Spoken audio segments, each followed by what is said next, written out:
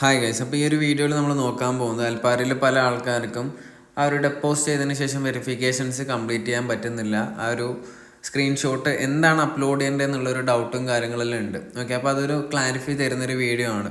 Okay, അപ്പോൾ നമുക്ക് അൽപ്പാരയിലേക്ക് വന്നതിന് ഈ ഒരു പ്രൊഫൈലിൻ്റെ സെക്ഷനിലേക്ക് നമുക്ക് വെരിഫിക്കേഷനിലേക്ക് പോയാൽ കാണാൻ പറ്റും. ഫണ്ട് ഡെപ്പോസിറ്റ് ചെയ്തതിന് ശേഷം നമുക്ക് ഫണ്ട് ഡെപ്പോസിറ്റേഷൻ UPI വഴിയും അതേപോലെ തന്നെ ക്രിപ്റ്റോ വഴിയെല്ലാം ചെയ്യാൻ പറ്റുന്നതാണ്. അതിൻ്റെ വീഡിയോ ഞാൻ ഓൾറെഡി ചെയ്ത് വെച്ചിട്ടുണ്ട്. അതേപോലെ അക്കൗണ്ട് ഓപ്പണിങ്ങിൻ്റെ വീഡിയോ ചെയ്ത് വെച്ചിട്ടുണ്ട്. നിങ്ങൾക്ക് അക്കൗണ്ട് ഓപ്പൺ ചെയ്യണമെന്നുണ്ടെങ്കിൽ ഡിസ്ക്രിപ്ഷനിൽ ലിങ്ക് കൊടുത്തിട്ടുണ്ട്, അവിടെ പോയിട്ട് ചെയ്യാൻ പറ്റുന്നതാണ്. അതേപോലെ തന്നെ അക്കൗണ്ട് ഓപ്പണിംഗ് വീഡിയോയും ഡീറ്റെയിൽ ആയിട്ട് കൊടുത്തിട്ടുണ്ട്. വിഡ്രോ ചെയ്യുന്ന വീഡിയോയും ഡീറ്റെയിൽ ആയിട്ട് കൊടുത്തിട്ടുണ്ട്.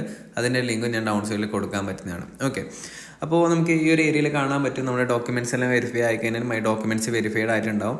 അതായത് വെരിഫൈഡ് പേയ്മെൻറ്റ് അവിടെ നിങ്ങൾക്ക് വെരിഫൈ ആയിട്ടില്ല എന്നുണ്ടെങ്കിൽ പെൻഡിങ് എന്ന് പറഞ്ഞിട്ടായിരിക്കും കാണിക്കുന്നുണ്ടാകുക. അവിടെ നിങ്ങൾ സ്ക്രീൻഷോട്ടും കാര്യങ്ങളും അപ്ലോഡ് ചെയ്ത് കൊടുക്കേണ്ടതായിട്ടുണ്ട്. അപ്പോൾ എന്താണ് അപ്ലോഡ് ചെയ്ത് കൊടുക്കേണ്ടത് എന്നുള്ള ഡൗട്ട് ഉണ്ടാവും.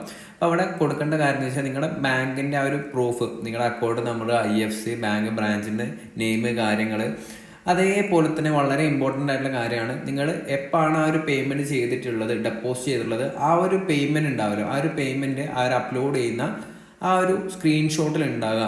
ഒരിക്കലും PDF ആയിരിക്കില്ല അപ്ലോഡ് ചെയ്യുന്നുണ്ടാകുക, സ്ക്രീൻഷോട്ട് ആയിരിക്കും അപ്ലോഡ് ചെയ്യുന്നുണ്ടാകുക. ആ ഒരു സ്ക്രീൻഷോട്ടിൽ ഉണ്ടാകാൻ വേണ്ടിയിട്ട് ഇമ്പോർട്ടൻ്റ് ആയിട്ട് നോക്കേണ്ടതായിട്ടുണ്ട്. ഓക്കെ, അതായത് നിങ്ങൾ ആ ഒരു ഡെപ്പോസിറ്റ് ചെയ്യുന്ന ഒരു എമൗണ്ട് നിങ്ങളുടെ കൊടുക്കുന്ന ആ ഒരു സ്ക്രീൻഷോട്ടിൽ ഉണ്ടാകാൻ വേണ്ടിയിട്ട് നോക്കുക. അങ്ങനെയാണെന്നുണ്ടെങ്കിൽ പെട്ടെന്ന് തന്നെ ആ ഒരു വെരിഫിക്കേഷൻ കംപ്ലീറ്റ് ആയിട്ട് മാറുന്നതാണ്.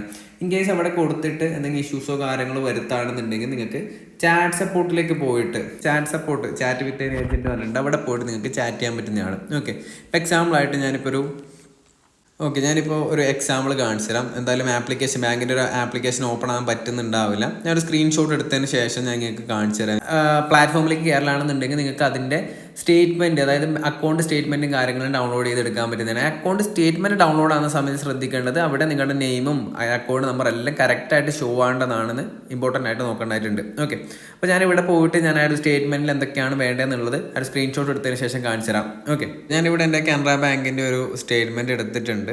ഓക്കെ, ഞാൻ ബാക്കിയുള്ള കാര്യങ്ങളൊന്ന് മാസ്ക് ചെയ്യുന്നുണ്ട്. അതേപോലെ എൻ്റെ അക്കൗണ്ട് നമ്പറും IFSC ബാക്കിയുള്ള കാര്യങ്ങളൊന്ന് മാസ്ക് ചെയ്യുന്നുണ്ട്. ഓക്കെ, അപ്പോൾ നമുക്ക് ആ ഒരു ആപ്ലിക്കേഷനിലേക്ക് പോയി കഴിഞ്ഞാൽ ഇതേപോലെ സ്ക്രീൻഷോട്ടും കാര്യങ്ങളും, അതായത് PDF ആയിട്ട് നമുക്ക് എടുക്കാൻ പറ്റുന്നതാണ്. ഓക്കെ, ആ ഒരു PDF എടുത്തതിന് ശേഷം നിങ്ങൾക്ക് സ്ക്രീൻഷോട്ട് ചെയ്യാം. ആ ഒരു സ്ക്രീൻഷോട്ട് ആയിരിക്കണം അപ്ലോഡ് ചെയ്യേണ്ടത്. ഓക്കെ, അവിടെ നമുക്ക് വേണ്ട കാര്യം എന്ന് വെച്ചാൽ നമ്മുടെ ഓൾമോസ്റ്റ് എല്ലാ ബാങ്കിൻ്റെ ഡീറ്റെയിൽസും കാര്യങ്ങളെല്ലാം അവിടെ വേണം. അതേപോലെ ട്രാൻസാക്ഷൻസ് എന്ന് പറഞ്ഞിട്ടൊരു കാര്യങ്ങൾ കാണിക്കുന്നുണ്ട് താഴെ.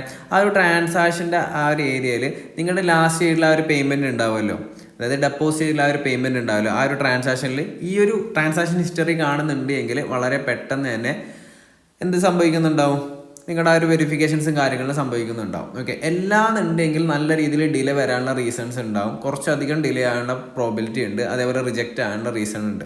ഓക്കെ, അതുകൊണ്ട് തന്നെ ആ ഒരു ട്രാൻസാക്ഷൻ അതിൽ ഉൾപ്പെടുത്താൻ വേണ്ടിയിട്ട് നോക്കുക, അത് വളരെ ഇമ്പോർട്ടൻ്റ് ആണ്. ഓക്കെ, ഇൻ കേസ് അങ്ങനെ ഉൾപ്പെടുത്തിയിട്ടും അത് റിജക്റ്റ് ആകുന്നുണ്ടെങ്കിൽ ജസ്റ്റ് ഒന്ന് ചാറ്റ് സപ്പോർട്ടിൽ പോയിട്ട് സംസാരിക്കാം. ഓക്കെ, അതേപോലെ പല എന്തെങ്കിലും ബാങ്കോ കാര്യങ്ങളിലും കൊടുക്കുന്ന സമയത്ത് അങ്ങനെ ഇഷ്യൂ ഉണ്ടെങ്കിലും ചാറ്റ് സപ്പോർട്ടിൽ പോയിട്ട് സംസാരിക്കാം. ഓക്കെ, അപ്പോൾ ഈ ഒരു രീതിയിൽ നിങ്ങൾക്ക് ചെയ്യാൻ പറ്റുന്നതാണ്. അപ്പോൾ പ്രോപ്പറായിട്ട് ഈ ഒരു രീതി ചെയ്ത് കഴിഞ്ഞാൽ പെട്ടെന്ന് തന്നെ വെരിഫിക്കേഷൻസും കാര്യങ്ങളിലും കംപ്ലീറ്റ് ആവുന്നതാണ്. പല ആൾക്കാർക്കും ഇടയ്ക്കിടയ്ക്ക് വരുന്നൊരു ഇഷ്യൂ ആണെന്ന് വെച്ച് കഴിഞ്ഞാൽ ഡെപ്പോസിറ്റ് ചെയ്തിട്ട് പെട്ടെന്ന് തന്നെ റിഫ്ലക്റ്റ് ആവുന്നില്ല എന്നുള്ള ഇഷ്യൂസ് എല്ലാം വരുന്നുണ്ട്. ഓക്കെ, എനിക്ക് ഒരുപാട് ആൾക്കാർ മെസ്സേജ് അയച്ചിട്ടുണ്ടായിരുന്നു. ആ ഒരു സമയത്ത് നിങ്ങൾ ചെയ്യേണ്ടത് വെച്ചാൽ നേരെ പോകുക, ആ ഒരു ഡെപ്പോസിറ്റ് 30 മിനിറ്റ്സ് നോക്കുക. ഇൻ കേസ് വന്നില്ല തന്നെ നേരെ സപ്പോർട്ടിൽ പോയിട്ട് സംസാരിക്കുക. അപ്പോൾ തന്നെ അവർ ക്ലിയർ ചെയ്ത് തരുന്നതാണ്. ഓക്കെ.